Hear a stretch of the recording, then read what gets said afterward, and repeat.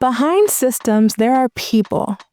In this episode, we're going behind the curtain of U.S. healthcare to ask, what would it look like to lead with soul and spirit?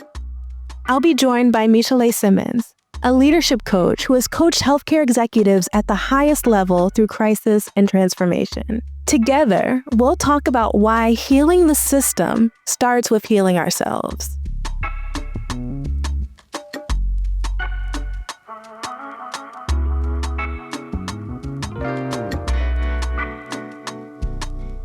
Long before Western clinical treatment, there was us.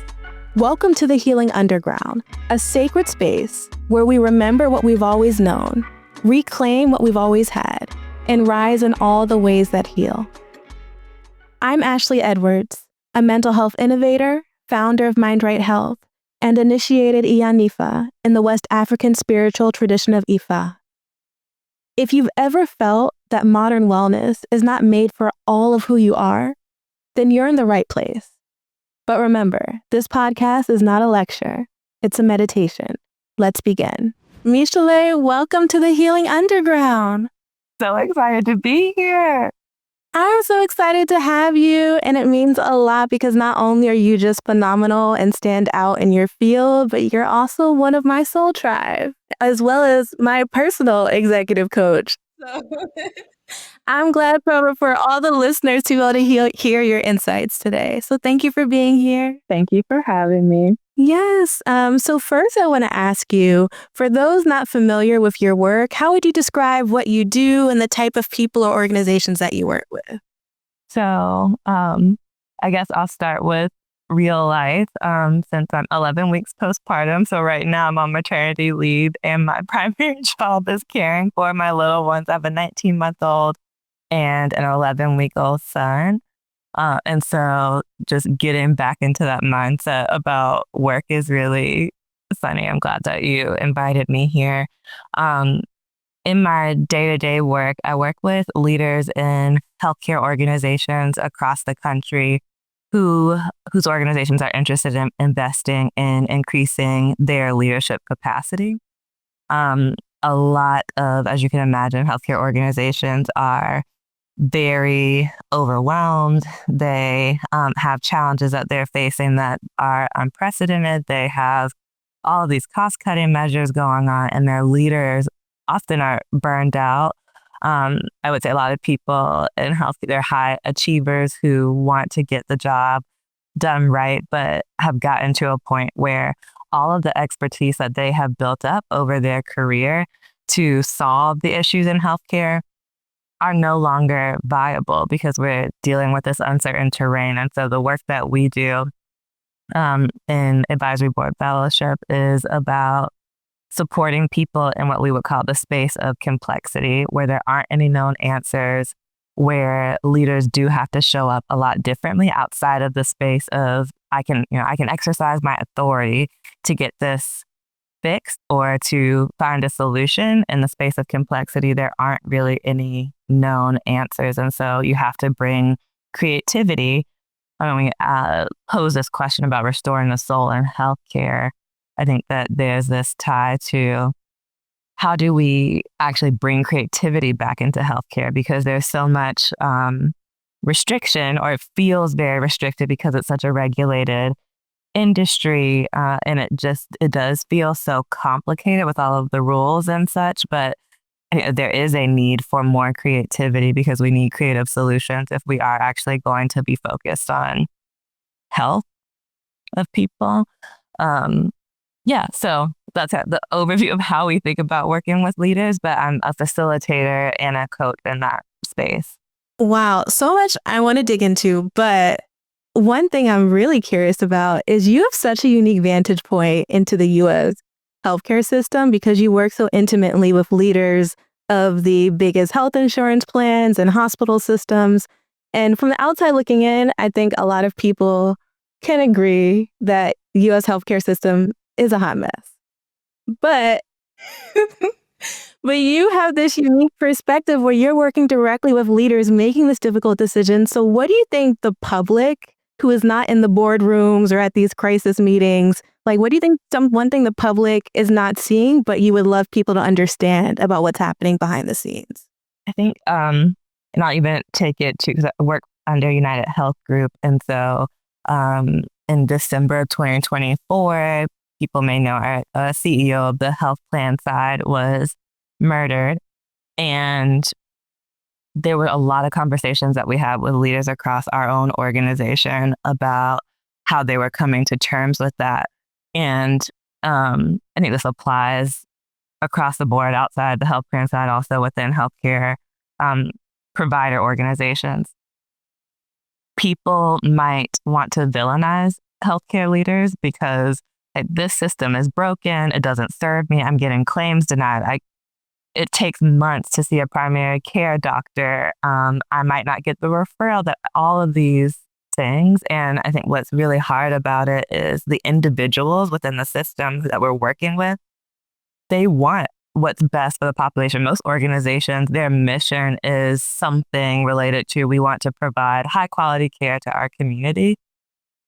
The leaders in these systems really do want that. But again, when we go back to thinking about how the system is designed, they are in positions where they have to make it work for the bottom line. There's certain restrictions that they have. They would hope that they could explain to people some of the complexity of the economics of healthcare. And that's just not what people, it's so complex. It's not even what people want to hear. So some of the conversation that we were having as an organization coming out of that very tragic moment in United Health Group's history was, how do we demystify this for the consumer? Because they probably do look at leaders in the system and think they just don't care. They just don't get it. And I think it is heartbreaking for people who are leading these organizations, because they got into healthcare because they want to make it better. They want to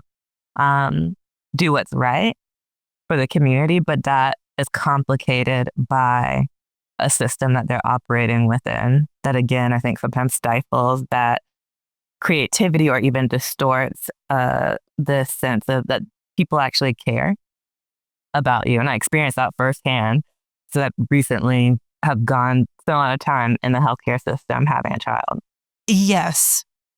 And we've talked about this personally, but I want to lean into what happened with United, because that was a time where the passing of this leader went viral and there were many extremes. How was it just for you personally navigating that as a human, as a coach, and working directly with United Health leaders to navigate that? It was overwhelming because we were actually holding a convening of United Health Group leaders the day that it happened. And we were about to start one of our sessions and walked into the room, and one of the participants pulled us aside and said, "I'm seeing this story that Brian has been shot." And it just seemed so surreal. It seemed like a movie. It's like, this can't be real. This has to be fake news.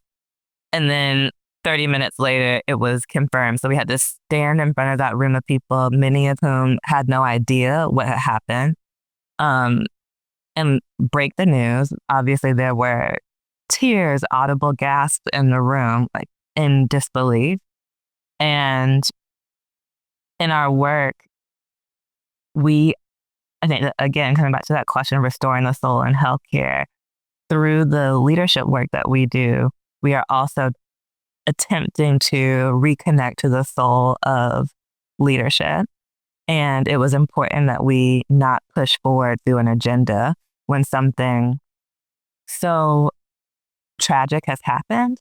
And even beyond that point, some of the groups that we were going to convene, instead, we held these essentially grief circles for people to be able to process and to talk about, what does it mean to grieve in the context of a corporate setting, when we really don't usually have the time to do it, or we think it might not be appropriate to have a space to mourn, to voice our fear. That people were genuinely afraid, leaders and their employees, about, am I going to be targeted? Don't wear your United Health Group gear, like all of these things. And so in my role as a facilitator and coach, it's creating a space and opening and being okay with, because there's going to be some people who I don't want to sit in these feelings. I want to move past it. But when something, I feel like that's a tectonic shift within an organization when you have a CEO that is murdered in a way that's meant to send a message. So actually giving that due course, having some time to talk about and process, and not moving too quickly to, okay, and what are we going to do differently? Like, you actually need to sit in that grief and create space for yourself so that people could support their teams. Wow. And when you're navigating people through grief and tragedy and crisis, I know one thing I've always appreciated about our friendship is that we support each other with just our spiritual practices and staying grounded. So how does that part of you just guide your values when you approach situations like this, especially when it's, like you said, so corporate? But knowing you are incredibly spiritually attuned as well. So I'm just curious. That was hard. What I love in the work that we do is that we, in the leadership space outside of our one-on-one coaching, we co-facilitate these sessions. And so there is something that's important about having a partner who holds that space with you so that you're not in it alone. One of the things that was hard is working through, hey, I think we need to have a space that people can slow down. There needs to be a sense of grounding and even some form of meditation, but let's not call it that exactly, because some people get turned off by that and they're like, why did you do that? So I really appreciated the moves that we made in terms of like bringing people in with some reflective music, which is something that they would not normally do in a meeting, just to try to open up or settle in before just jumping into a conversation. Reading a quote that can open our eyes to remembering, like, there is something that is an important leadership move for me in this moment. And we did do some grounding work with people just to be able to center themselves in that moment, because there's a lot of, I think our tendency might to escape it or to immediately go into that mode of thinking that I was talking about in the beginning of our time of, okay, I'm a leader. What here can I execute on? Like, what do I need to do? What's my to-do list in this moment to support the team and to keep moving? And like, no, let's take a breath and go a little bit deeper and like go into the body. Embodiment, I would say, I think we talk about that, is an important practice to bring back into leadership, and that sense of bodily awareness and what am I picking up from my own body? How am I responding to the spoken and unspoken needs of the people around me? Another reason I was so excited to have you on the pod is because I think it's so important to increase visibility of leaders like you who are working behind the scenes, Black women, top executives, supporting the executives, you know what I mean? Like, and the fact that we're also just multidimensional people. So as you're supporting all of these leaders and navigating everything that you're doing, how do you personally stay grounded? I would say one of the things that we talk a lot about is our meditation practice. And so that is an important part of how I like to start my day, even if it's 5 to 10 minutes, especially because of having young kids. I'm still with my youngest every night. And so there's not really, as a mother, a time that you're not with your child, especially if you're breastfeeding. So I just look for windows of opportunity for that and accept the fact that it's not going to be the perfect solitude that I would like. I think about your space in the massage chair. Look at now that Liz been like, oh, I wish. So it doesn't look like that anymore, but I am then more reminded of the moment to moment practice. And so I do a lot in the tradition of like Buddhism and there's walking meditation, there's active ways to meditate in our day-to-day activities. And so being present with the kids when we're playing or going on a walk without my phone so I can really take in nature and reground in that. Yes. And as we're talking about coming back to ourselves and finding space when we're working in these very complex systems, do you think the way the healthcare system is currently designed in the US, do you think it's possible to put the soul and spirit back in the current system, or do we need a new one? I wish that there was more hope for the current system, just for everyone's sake, because obviously the way that we're going politically, it doesn't seem like there's going to be a major revision of how we're approaching healthcare in the United States anytime soon. I am definitely leaning more into the belief that we do need to imagine new possibilities. I think about the work of Adrienne Marie Brown in Emergent Strategy, and one of the principles is around creating different possibilities. Are there new worlds that we can imagine?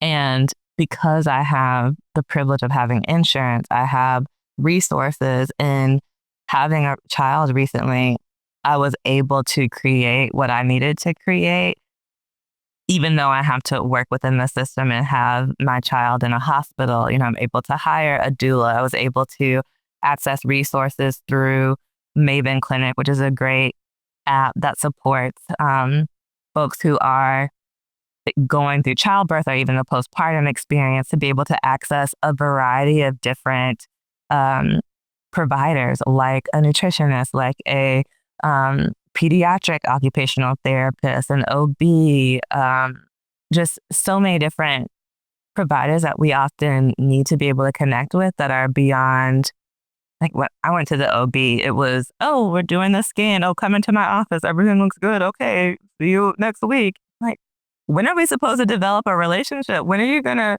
tell me, let's talk about what I'm eating. Let's talk about how my energy is or what stretches I should be doing. And so there, I think, are organizations that are looking to create pathways outside of the traditional system to support people. And that's where I hope the creativity comes in. But I don't, at this point, have that much hope about the existing framework that we're operating in. And that's real, and that says a lot given your vantage point in work. And this pod is about keeping it real. For all of the healthcare leaders, whether they're like digital health startup founders like myself, or hospital execs, or they're working at these payers, and they're like, well, hey, like, I want to do my role to put the soul and spirit back in healthcare. Like, what's a small step our listeners can take? I think a small step would be coming back to the mission of the organization that you're working within, and reminding the team, this is the aspiration, and we need to voice what is the gap between this aspiration of making our communities healthy, or making, United Health Group is making healthcare work better for everyone. Lofty aspiration. There are a lot of ways that I would say we're falling short in that. And so having those real conversations that refocus us on our mission and purpose, and asking ourselves and our team, again, what's one thing that I could do that would be more aligned with that today? And that could be as simple as the way that I have a conversation with my clients today, or the way that we think about our strategic planning process. Like, is there a simple step, knowing that there are a lot of ways that people's hands might feel tied because, there's incredible cost pressure. There's just so many regulations within the industry.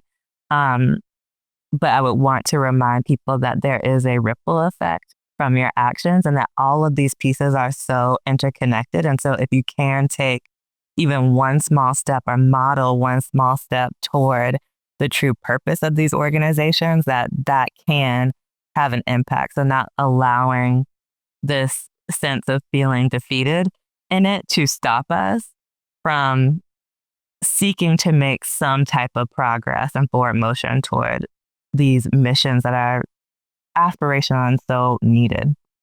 And if someone is listening right now, just like nodding their head to everything you're saying, like, yeah, I need Micha'le as my coach. How could someone get in touch with you?